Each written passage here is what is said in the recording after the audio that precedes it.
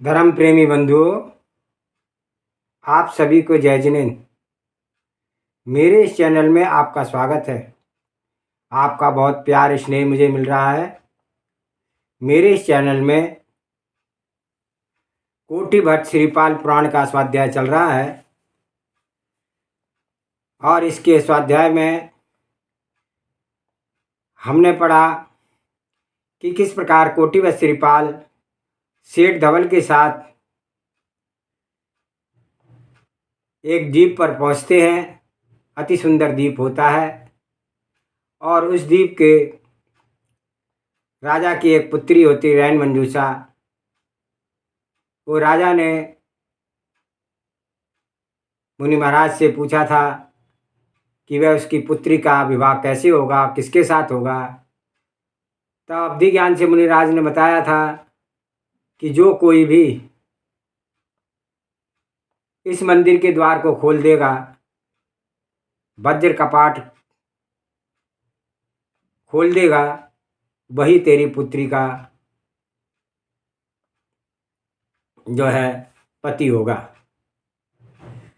उधर श्रीपाल धवल सेठ के साथ उस नगर में पहुंचते हैं और वे कहते हैं कि सबसे पहले मुझे जिन मंदिर ढूंढना है। यदि नगर में जिन मंदिर है तो पहले मैं दर्शन करूंगा। और वह जिन मंदिर ढूंढते ढूंढते वहाँ पर पहुँच जाते हैं तो वहाँ के द्वारपाल से पूछते हैं कि ये मंदिर के कपाट बंद क्यों हैं। तो द्वारपाल कहता है कि ये मंदिर के कपाट बहुत समय से बंद हैं, आज तक कोई इसे खोल नहीं पाया है। बहुत लोगों ने कोशिश करी लेकिन आज तक ये कपाट नहीं खुले हैं। तब श्रीपाल कहते हैं कि मुझे तो जिनेंद्र भगवान के दर्शन करने हैं। और वह सिद्ध आराधना करते हैं, अनंत सिद्ध का ध्यान करते हैं और ध्यान करते ही जैसे कपाट में उनका हाथ लगता है, पैर का अंगूठा लगता है, वैसे ही वह कपाट कर्र करके आवाज़ से खुल जाते हैं। आगे का स्वाध्याय करने से पहले मंगलाचरण करते हैं।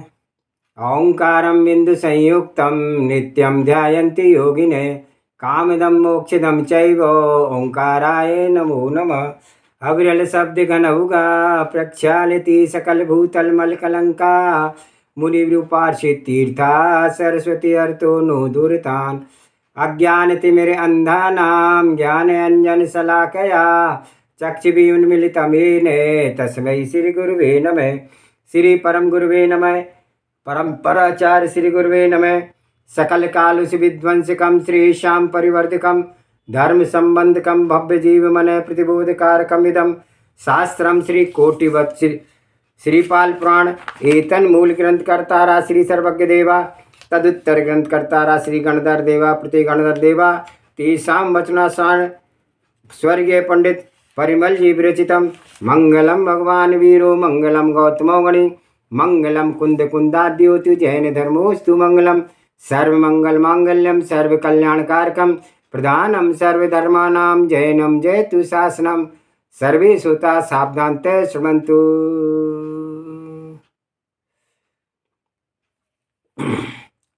कपाट खोलने के लिए श्रीपाल ने ज्यों ही हाथ लगाया त्यों ही प्रचंड ध्वनि के साथ कपाट खुल गए।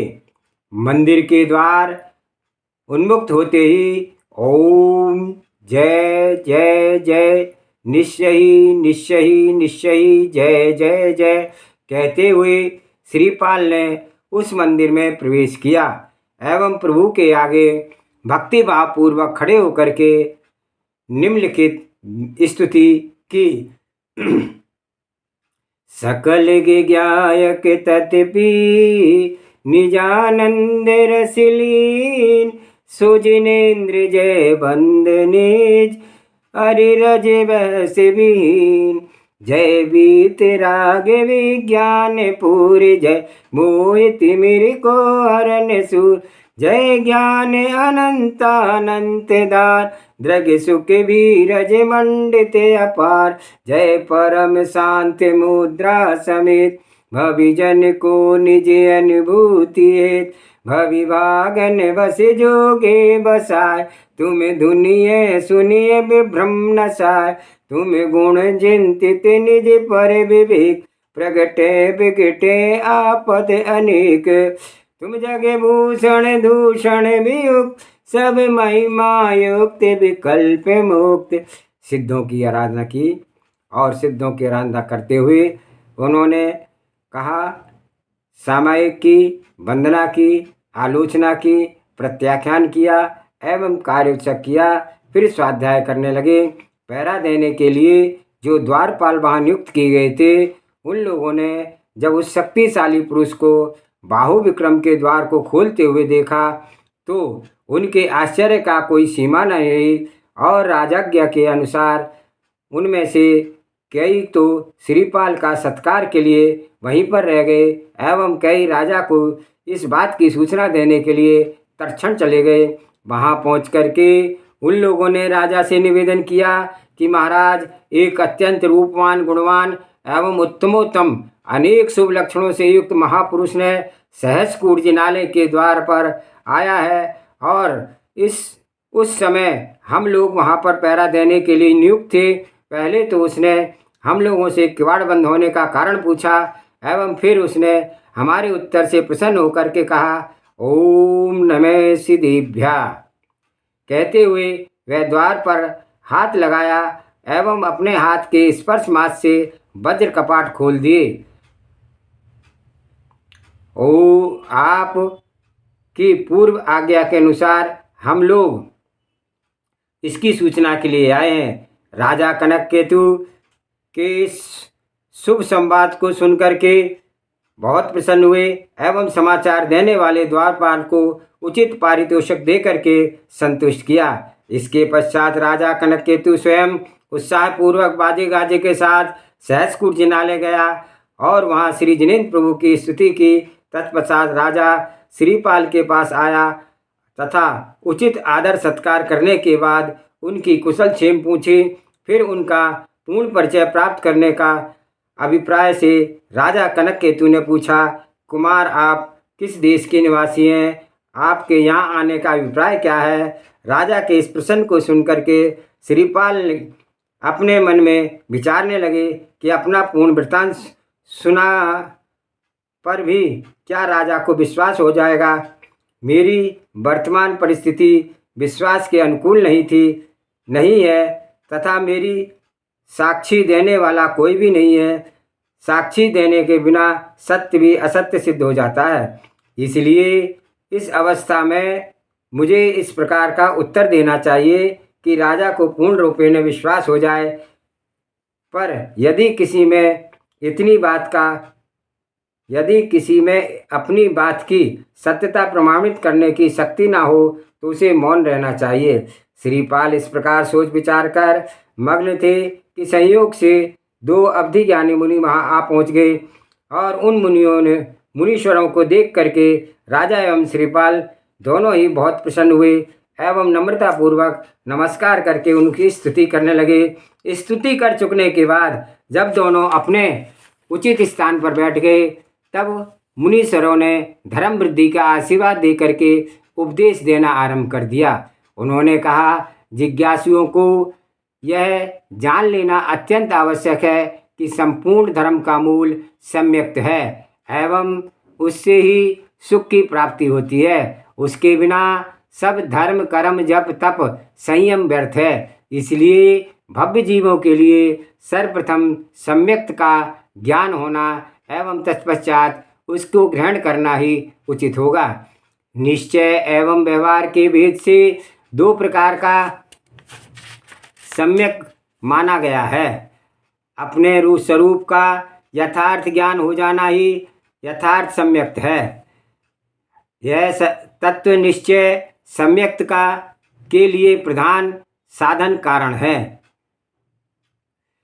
कारण में कार्य का उपचार हो उस व्यवहार सम्यक्त कहते हैं। सच्चे गुरु देव शास्त्र इस तत्व का साधन है। अतः इसके श्रद्धान को भी व्यवहार सम्यक कहते हैं। कारण के द्वारा कार्य संपन्न होता है, इसलिए कारण की योग्यता पर ही कार्य की सफलता निर्भर है। अरहंत देव संपूर्ण दोषों से रहित, वीतराग, लोकालोक के ज्ञाता, सर्वज्ञ एवं संपूर्ण भवजीवों के हित साधक अर्थात हितकारक उपदेश देने वाले हैं। जो चार घातिया कर्मों से रहित है, ऐसे सिद्ध परमेष्ठी देव कहलाते हैं। इन्हीं देवों के द्वारा प्रवर्तित अनेकांत एवं द्वादशांग शास्त्र के पारगामी एवं जितेंद्र 28 मूल गुणों एवं 84 लाख गुणों के धारी आचार्य, उपाध्याय एवं साधु, इन तीनों का ही सम्यक श्रद्धान करना चाहिए। इनके अतिरिक्त अन्य वेशी एवं उपलक्षणों से युक्त मुनियों का जो सच्चे देवशास्त्र शास्त्र भिन्न अवलंबी हैं, धर्मालंबी हैं, उन्हें स्वप्न में भी कदापि स्वीकार नहीं करना चाहिए। अरहंत, सिद्ध, आचार्य, उपाध्याय एवं सर्व साधुओं को पंच परमेष्ठी कहते हैं। ये पंच परमेष्ठी संपूर्ण सांसारिक जीवों को इस अपार संसार रूपी समुद्र को पार करने का कारण बनते हैं। इसलिए मन वचन काय के द्वारा इन्हीं की आराधना करनी चाहिए। ऐसा करने से लोक एवं परलोक दोनों में ही उत्तम सुख प्राप्त होगा। इस प्रकार विचार कर सम्यक दर्शन पूर्वक 7 व्यसनों का परित्याग करके 5 प्रकार के अणुप्रत सप्तशील का पालन करो। जिज्ञासु वस्तु इन संपूर्ण व्रतों के पालन करने का मुख्य उद्देश्य विषय एवं कषायों को कम कर देना है एवं क्रम से इन दोनों को एकदम निर्मूल कर देना है, और उन्हीं के कारण आत्मा का कल्याण होता है। ऐसे विषय एवं कषाय आत्मा के शत्रु हैं, इसका सदैव ध्यान रखना चाहिए। जो इन बातों का ध्यान रखते हैं वे व्रताचरण में लीन रहते हैं और उन्हीं का व्रतानुष्ठान यथार्थ एवं सफल होता है। अन्यथा जड़ काट कर केवल शाखाओं के फल लगा पाने की आशा की तरह यह भी दुराशा मात्र है। वस्तुतः मोह से उत्पन्न राग, द्वेष आदि कषाय ही तो आत्मा के शत्रु हैं एवं इन्हीं के कारण कर्मों का आश्रव एवं बंध होता है। भव्य जीवों के शुभ अशुभ कर्मानुसार ही उनकी पुद्गल कर्म वर्गणाएं आत्मा की ओर अग्रसर होती है। फलतः तीव्र एवं मंद कषाय भावों के अनुसार ही कर्मों की स्थिति एवं मंद होती है और उनका अनुभाग को लेकर के कर्मों का बंध होता है। यह जीव इसी प्रकार से अनादिकाल से कर्म बंद करता हुआ इस संसार में जन्म, जरा, मरण आदि दुखों को पुनः पुनः भोगता है। जब जीव संसार में आता है तब मोह में पड़ जाने के कारण पुद्गल कर्मों के अधीन हो जाता है तथा आत्मा के वास्तविक स्वरूप को भूल जाता है, और यह चतुर्गति के 84 लाख योनियों में बारंबार जन्म लेकर के भटकता रहता है एवं विषय कषाय वासनाओं में को ही परम सुख मान करके फिर से जन्म मरण के चक्कर में पड़ जाता है। इसलिए धर्म के वास्तविक स्वरूप को पहचानना आवश्यक है। धर्म के वास्तविक स्वरूप को जान करके जो जीव विषय एवं कषायों को जीतने के लिए सागर एवं अनागार धर्म को धारण करते हैं, वे स्वर्ग आदि उत्तम सुखों को प्राप्त करते हैं। तत्पश्चात यथाक्रम उन्नति करके अंत में परम पद को पा करके मोक्ष सुख को भी प्राप्त कर लेते हैं। किंतु साथ ही यह भी जान लेना चाहिए कि जो लोग यथार्थ स्वरूप एवं रहस्य को नहीं समझते हैं एवं फलस्वरूप बाह्य चरित्र में ही अनुरक्त रहते हैं, उनका संसार जाल से मुक्ति पाना असंभव है। ऐसे लोगों को संपूर्ण क्रियाएं केवल मात्र कष्टदायक होती है। इसलिए श्री जिनेन्द्र देव ने प्रथम सम्यक दर्शन की उपलब्धि एवं पश्चात सम्यक ज्ञानपूर्ण चारित्र का उपलब्धि को ही सम्यक चारित्र कहा है। इसलिए चारित्र को भी यथाशक्ति धारण करना उचित है। राजा एवं श्रीपाल ने मुनीश्वर के उपदेश अमृत को समान उपादेय जान पड़ा और दोनों ने ध्यानपूर्वक सुना। अंत में राजा कनक केतु ने श्रीपाल की ओर संकेत करके प्रश्न किया, प्रभु, यह महावीर पुरुष कहाँ से आए हैं तथा इनके यहाँ आने का कारण क्या है? इस प्रश्न का उत्तर से गुरुवर ने कहा, जिस पुरुष के विषय में तुमने प्रश्न किया है उसका नाम श्रीपाल है। अंग देश के चंपापुर नगर के राजा हरिधवन एवं रानी कुंद प्रभा का यह पुत्र है और अपने पिता की मृत्यु के पश्चात इसको राज्य अधिकार उत्तराधिकार मिला, परंतु पूर्व संचित अशुभ कर्म के उदय से इसने अपने अन्य 700 मित्रों के साथ कोढ़ी हो गया और इन लोगों के शरीर में भीषण दुर्गंध निकल रही थी। दुर्गंध से नगर की संपूर्ण प्रजा कष्ट होने लगा। जब इसने यह सुना तो उसने शरीर की दुर्गंध से इसकी प्रजा पीड़ित है, तो तब राजा वात्सल्य के कारण इसने अपने काका को राज्य का अधिकार दे दिया एवं स्वयं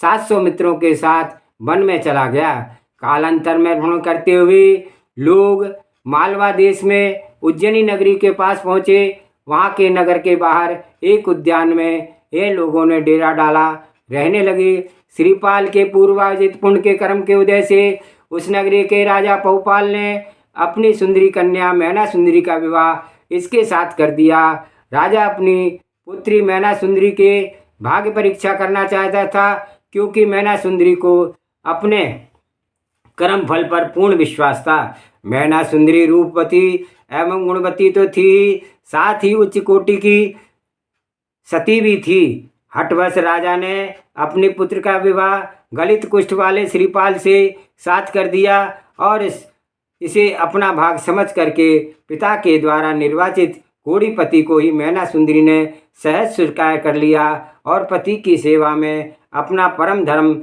एवं कर्तव्य मान करके मैना सुंदरी ने श्रीपाल के गलित कुष्ठ का यथोचित उपचार करना आरंभ किया और वह परम पवित्रता पतिव्रता थी एवं धर्म के वास्तविक स्वरूप को जानती थी। उसने पति की आरोग्य कामना में अष्टांगिका सिद्ध चक्रव्रत का अनुष्ठान किया। मैना सुंदरी के व्रत के प्रभाव से श्रीपाल एवं 700 साथियों का साथ ही शीघ्र कुष्ठ मुक्त हो गए। सभी लोगों ने घृत गलित कुष्ठ दूर हो गया एवं उनका शरीर पूर्ववत निरोगी होकर सुंदर हो गया। इस समय तुम श्रीपाल का जो सुंदर स्वरूप देख रहे हो, वह मैना सुंदरी की पति सेवा एवं अष्टांगिका व्रत के प्रभाव से ही संभव हो सका है। कुछ दिनों तक श्रीपाल वहीं पर रहे। फिर कालावधि में इनके मन में विचार आया कि वहाँ का राजा जमाता कहा जाता है एवं ऐसा होने पर उन्होंने देश काल एवं पिता के नाम को लुप्त हो जाएगा। इसके लिए वह वहीं से बड़ी लज्जा की बात होगी। ऐसा विचार करके एक रात्रि को परिवार से अनुमति लेकर के पुरुषार्थ हेतु देशाटन के लिए निकले और घूमते हुए एक वन में पहुँचे। उस वन में एक विद्याधर्म मंत्र सिद्धि में असफल होते हुए भी देख करके उनकी सहायता करनी चाहिए। श्रीपाल ने अपने मन की एकाग्रता से शीघ्र ही सफलता प्राप्त की तथा सिद्धि हुई और विद्याधर को विद्या लौटा दी। विद्याधर प्रसन्न हुआ एवं उसके बदले में कृतज्ञपूर्वक श्रीपाल को अपनी ओर से 2 अन्य विद्याएं उपहार में दी। वहाँ से जब वे श्रीपाल बढ़ा तो उसने वत्सनगर के समुद्र में धवल सेठ के 500 जलपोतों को फंसा हुआ देखा और उसी के पराक्रम से धवल सेठ के जलपोत मुक्त हुए और आगे बढ़े। धवल सेठ इन जलपत्रों को इनके बल विक्रम को देख करके व्यापार में अपने लाभ में 10वां हिस्सा इन्हें देना स्वीकार किया एवं अपने साथ यात्रा पर रखा। पीछे रास्ते में दस्युओं से लड़ाई एवं दस्युओं के द्वारा धवल सेठ को पकड़कर बंदी बना लिया गया। तब इसी पराक्रमी ने अपने बाहुबल के द्वारा सेठ को दस्युओं से छुड़ाया। दस्युओं के साथ इसने दयापूर्ण एवं भद्रतापूर्वक व्यवहार किया, इसलिए उसके बहुत आभारी हुए और बहुमूल्य रत्नों से भरे हुए 7 जलपोत्र उपहार स्वरूप इसे भेंट में दिए। अब यह उसी धवल सेठ के साथ व्यापार करता हुआ तुम्हारे नगर आया है तथा श्री जिनेन्द्र प्रभु का भक्त होने के कारण से दर्शन की इच्छा से इस चैत्यालय में आया है। जब इसने चैत्यालय के किवाड़ बंद देखा तब उसने भुजबल से उस वज्र कपाट को अनायास ही उन्मुक्त कर डाला। श्री गुरु के मुख से श्रीपाल के संपूर्ण वृत्तांत को सुनकर के राजा बहुत प्रसन्न हुआ और उसने मुनीश्वरों को नमस्कार किया एवं श्रीपाल को अपने संग लेकर के अपने राजमहल की ओर लौट गया। तत्पश्चात शुभ मुहूर्त विचार कर अपनी पुत्री रैन मंजूषा का विवाह श्रीपाल के साथ कर दिया। विवाह हो चुकने के बाद श्रीपाल एवं रैन मंजूषा आनंद पूर्वक अपना जीवन व्यतीत करने लगे। धवल सेठ भी अपनी यात्रा को सफल बनाने के लिए प्रयत्नशील हुआ तथा नगर के बंजारों से वस्तुओं का क्रय विक्रय करके यथोचित धनोपार्जन करके प्रसन्न हुआ। आज का स्वाध्याय यहीं पर। जावाणी के ज्ञान से सूझे लोकालोक, सोवाणी मस्तक नमो सदा देत हूँ दुख। हे जिनवाणी भारती तुई जपो दिन रैन, जो तेरी शरणागे सो पावे सुख चैन। देव भजो अरिहंत को गुरु सेवा निर्गंध, दया धर्म पालो सदा यही मोक्ष का पंथ। 9 बार नमोकार मंत्र।